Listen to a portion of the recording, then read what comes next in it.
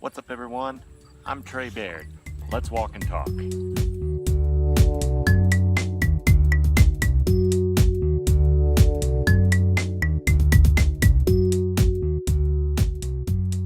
What is up, everyone? It is September. We are celebrating the holiday season with the build up to Halloween, and it is Cold Burn Week here at Swollen Thumb Entertainment.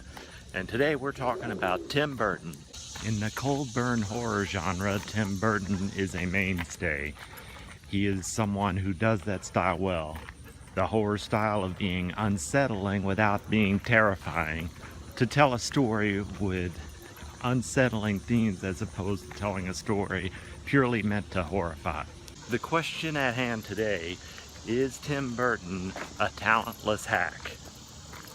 The answer is yes. Don't forget to like and subscribe, and I will catch you guys later. Peace.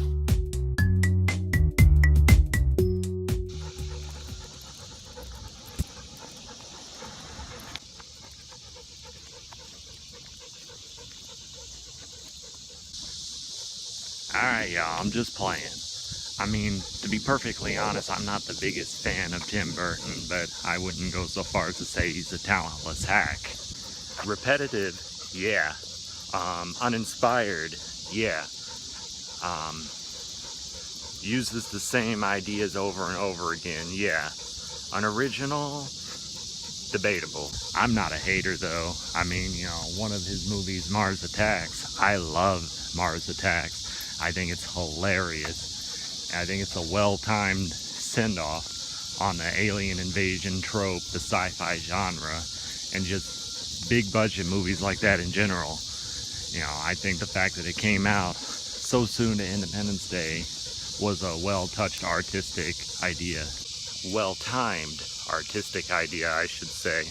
I'm a big fan of the original Frankenweenie, the black and white live-action version, not the cheap computer animated remake that came out not too long ago. Sweeney Todd is okay. Batman Returns is okay. The Nightmare Before Christmas is good, but you know, I don't know if I should really count that because it's not completely his movie. He only had an influence on it. Other than that, his work doesn't really speak to me on a large level. You know, I don't want to be a hater, it's just not my thing. I do think that he's kind of cookie cutter, and it's the thing that, you know, just because you're different and weird, that doesn't necessarily make you artistic. He has his artistic moments, but in general, I think that he's just different to be different for the most part. And considering the fact that his fanboy followers copy his style so much, he's not even really that different anymore. He's the figurehead of uninspired creativity, and I say creativity in quotation marks. These are just my opinions, by the way. He's kind of a polarizing figure in the media world. If you like what he does, and you know, his stuff speaks to you, then more power to you. You know, I'm not a hater, like I said. You know, he had a public falling out with Disney back in the day. I forget all the little details, but you know, I think it had to do with the movie Frankenweenie and his artistic license and them trying to hold him back. You know, we totally need artists like that.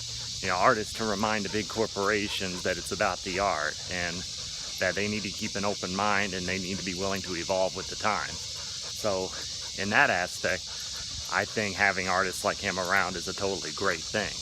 And I have said before many times, I am not completely in favor of art via committee. So, like I said, totally in favor of artists' rights to tell their story the way they see fit. So, just because his art doesn't speak to me doesn't mean that I don't think it should be around. You know, so in the spirit of being positive, I think that when it comes to the cold burn genre in general, Tim Burton is probably the undisputed king of that genre. I don't think anyone can flirt with horror without going full-on horror the way he does. I think that skill is uniquely his, and I think he's the king in that aspect. It doesn't always work, though. Like, there are some times where horror themes just don't really fit in. Like, in my opinion, the movies Alice in Wonderland and Charlie and the Chocolate Factory were swings and misses. It's a shame though, because we really need a modern day retelling of Charlie and the Chocolate Factory. And there are things I like about Tim Burton's version. You know, I think it was just, there were a few mistakes made during production, and the tone of the movie is just wrong. It feels creepy, and it should be creepy, but the thing is, you know, the thing that the original movie got right with Gene Wilder is that it's a very disturbing story told in a lighthearted way. And I think that when you go that creepy and that unsettling, you kind of lose something in the translation.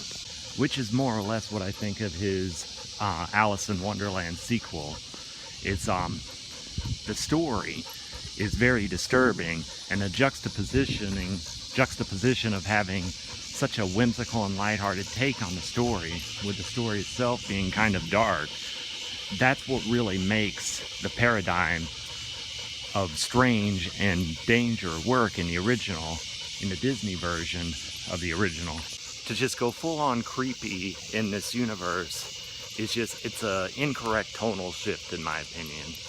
I mean, did you see Tweedledee and Tweedledum?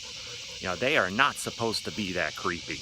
But I'm totally in favor of fan fiction and people's, you know, artistic takes on different things, different universes, putting their own spin on it. And in that sense, I applaud Tim Burton for what he does, because he does it on a much larger scale than anyone else.